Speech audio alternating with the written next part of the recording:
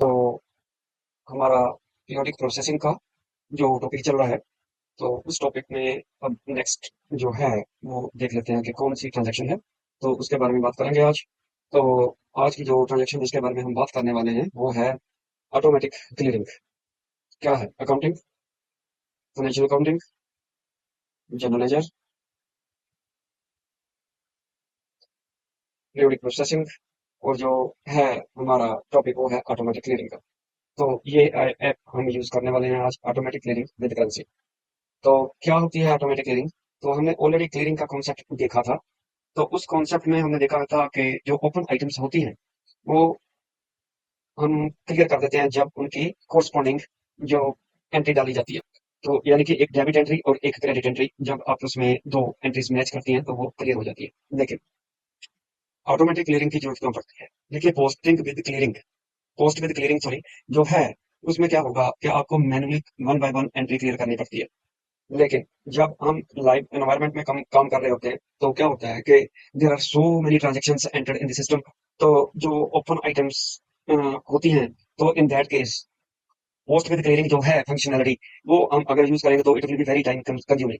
तो in that case ये जो पीरियोडिक प्रोसेसिंग है at the end of every month, तो हम क्या करते हैं कि ऑटोमेटिक क्लियरिंग जो फंक्शनैलिटी है इसके थ्रू जो भी हमारी ओपन आइटम्स पड़ी होती हैं उनको हम क्लियर करते हैं। तो क्लियर करने से पहले आज क्या करते हैं, सबसे पहले हम वो एंट्रीज पहले देखते हैं जो एंट्रीज हमारी ओपन आइटम्स हैं। तो मैं यहाँ पे देख लेता हूँ 89,000 मेरा अकाउंट नंबर है। तो इसमें कौन सी ट्रांजेक्शन जो है, कौन सी आइटम्स हमारी ओपन आइटम्स है। तो ऐप मैं यूज कर रहा हूँ ये GL account line item new. तो देखिए ये जो है ट्रांजेक्शन हम यूज करेंगे ये देखने के लिए, ये it is very much similar to FPL3M जो हम प्रीवियस वीडियो में यूज किया SAP इजी एक्सेस मेन्यू के थ्रू। तो इसको मैं एग्जीक्यूट करता हूँ। तो आज की डेट में देखता हूँ मेरे पास तीन ट्रांजेक्शन्स पड़ी है। दो ट्रांजेक्शन्स तो ये है कि 2000 जो डेबिट है और 2000 क्रेडिट है, और एक 22,000 का क्रेडिट और पड़ा है। तीन ट्रांजेक्शन्स मेरे पास ओपन है एट प्रेजेंट। तो इनको मैं क्लियर करूंगा ऑटोमेटिक क्लियरिंग के थ्रू। लेकिन ये जो ट्रांजेक्शन है दो, ये तो डेबिट क्रेडिट है, ये तो आपस में क्लियर हो सकती है, लेकिन यहाँ पे केवल मेरे पास क्रेडिट आइटम है, डेबिट आइटम नहीं है। तो इसको मेरे को क्लियर करने के लिए एक डेबिट आइटम चाहिए। तो पहले हम देख लेते हैं जो ये प्रीवियस वीडियो में एंटर की हुई ट्रांजेक्शन है ये कौन सी ट्रांजेक्शन है। तो यहाँ पे अगर मैं स्क्रॉल राइट करता हूँ तो यहाँ पे मेरे देखिए मेरे पास टेक्स्ट है। तो इस टेक्स्ट में जो एक तो रिवर्सल की थी हमने, अप्रूवल ऑफ रेंट की रिवर्सल की हुई है। एक मंथली फिक्स्ड रेंटल एक्सपेंस की हमने एंट्री डाली थी, वो 31 जुलाई को। तो देखिए जैसे मैं यहाँ पे क्लिक करके ये डॉक्यूमेंट डिस्प्ले करता हूँ और इसको मैं ओवरव्यू करता हूँ, तो ये देखिए ये ट्रांजेक्शन है जो हमने एंटर की थी। तो इस ट्रांजेक्शन के अकॉर्डिंगली हमने क्या किया था कि 20,000 का हम रेंट पे कर रहे हैं, तीन डिफरेंट कॉस्ट सेंटर्स में हमने डेबिट किया था, और 22,000 क्रेडिट हुआ था और इनपुट टैक्स में 2,000 डेबिट हुआ था। तो ये हमारी ट्रांजेक्शन एंटर की थी और ये था मंथली रेंट।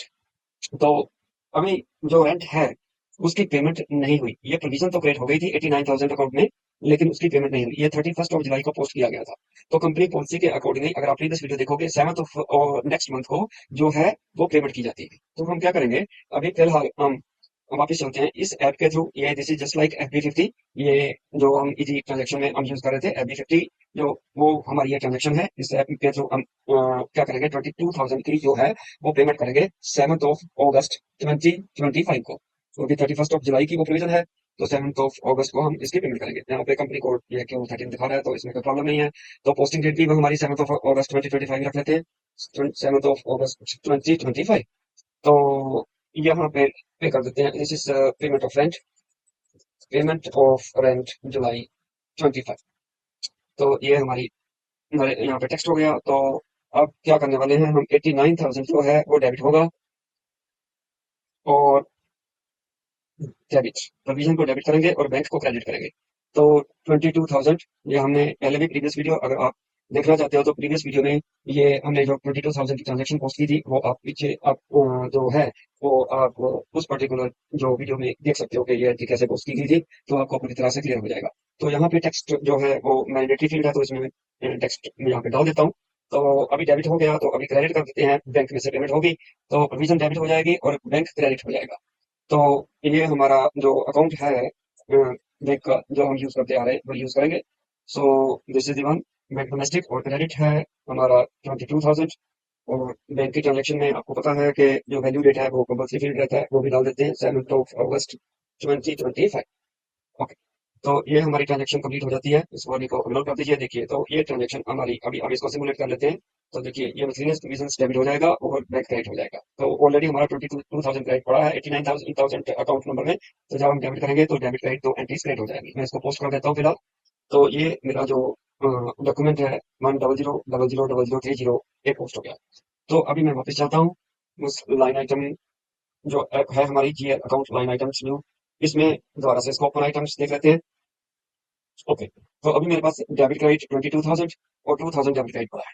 तो अभी मेरे को ऑटोमेटिक क्लियरिंग जब मैं रन करने करूंगा तो क्या होगा कि ये जो आइटम्स है मैं एक दूसरे के अगेंस्ट क्लियर कर सकता हूँ। लेकिन क्लियरिंग के लिए भी कुछ क्राइटेरिया रहता है।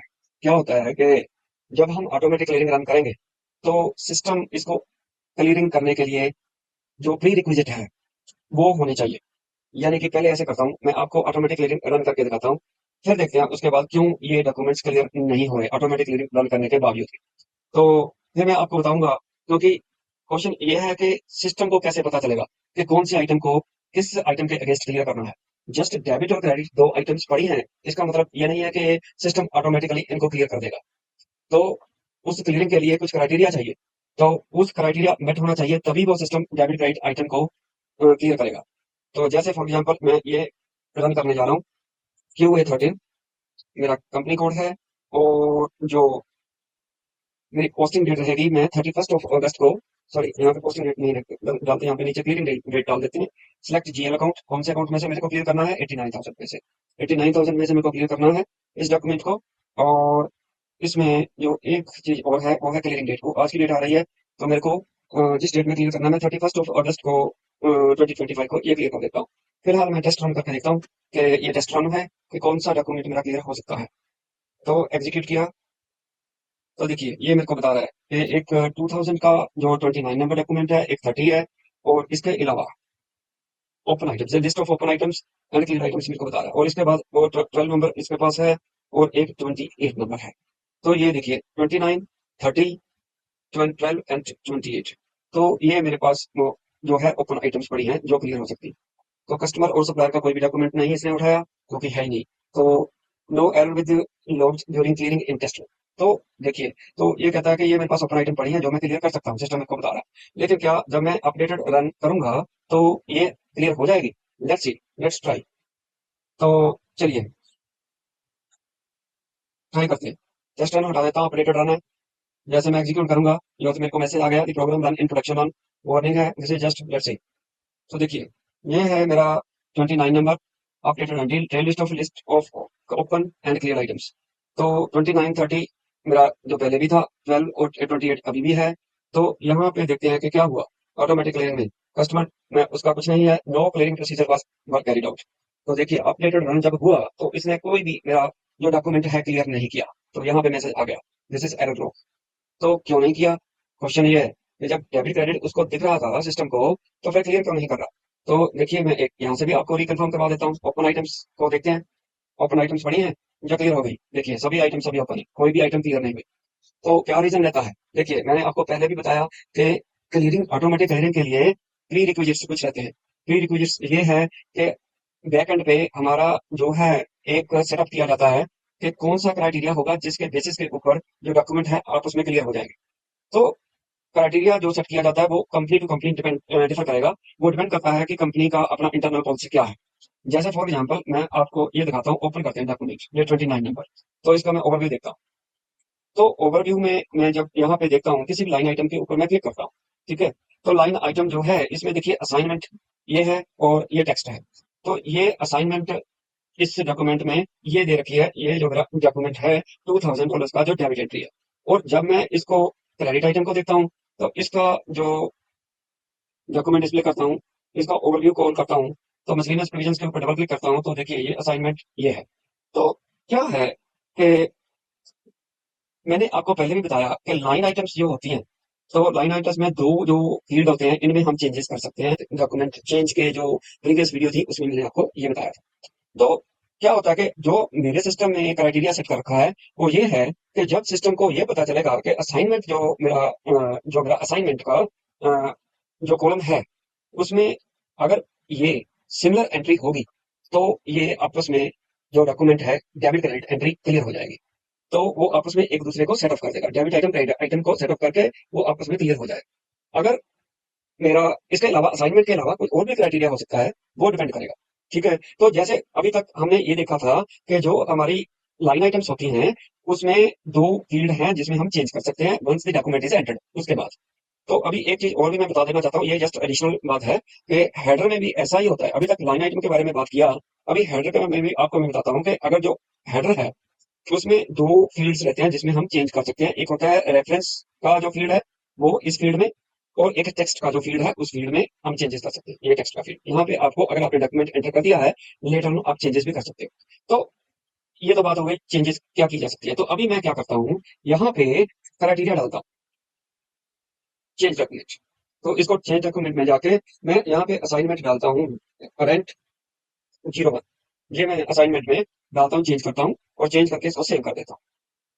ठीक है? और सिमिलरली जो मेरी कोरस्पॉन्डिंग एंट्री है, उसमें भी मैं चेक कर लेता हूँ कि यहाँ पे क्या है। देखिए यहाँ पे रेंट 01 ऑलरेडी है मेरा असाइनमेंट।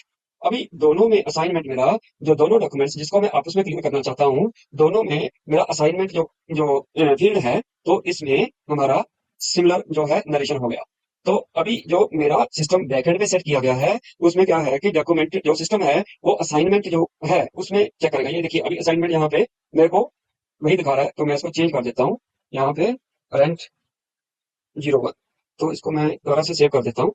तो अभी मैं एग्जिट करके इसको दोबारा रीरन करके देखता हूँ।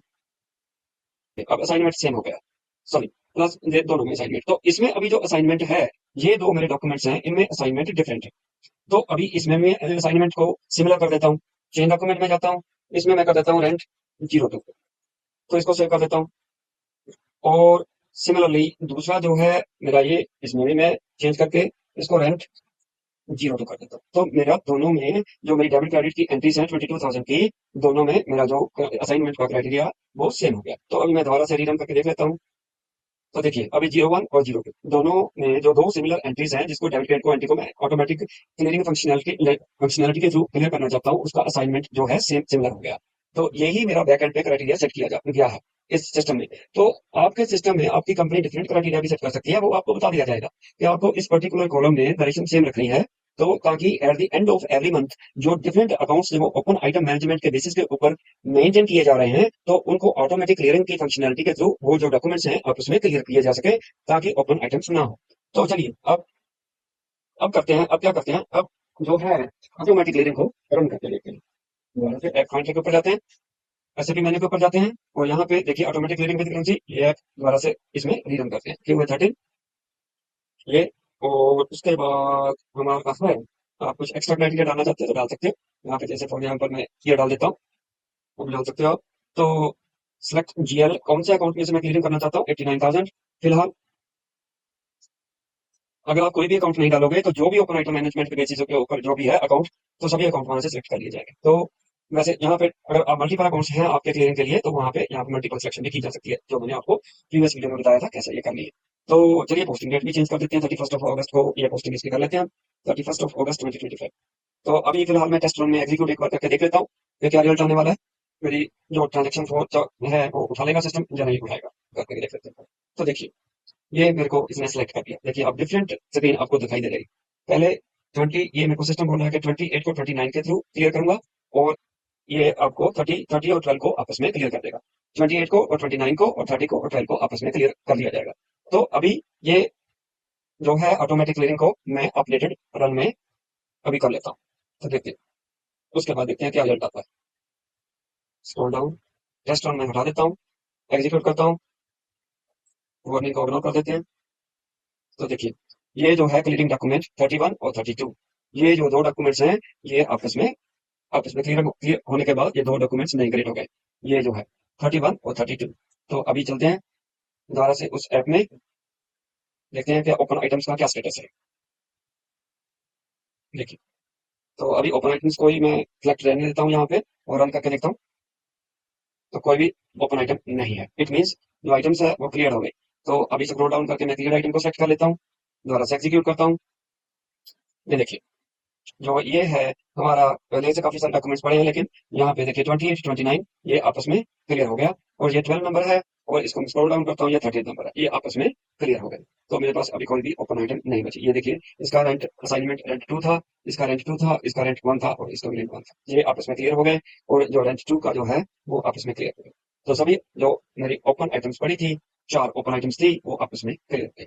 तो ये है हमारी ऑटोमेटिक क्लियरिंग का फंक्शनैलिटी। ये काफी हेल्पफुल है, क्योंकि eight the end of month जब हम क्लोजिंग करते हैं, तो काफी सारे हमारे अकाउंट होते हैं जो ओपन आइटम मैनेजमेंट के बेसिस के ऊपर मेंटेन हो रहे होते हैं। तो उनमें काफी सारी एंट्रीज होती हैं जो ओपन आइटम्स पड़ी होती हैं, और उनको हम क्लियर करते हैं इस पीरियोडिक प्रोसेसिंग की, इस जो है फंक्शनैलिटी के through. So that's all for the day, thanks very much.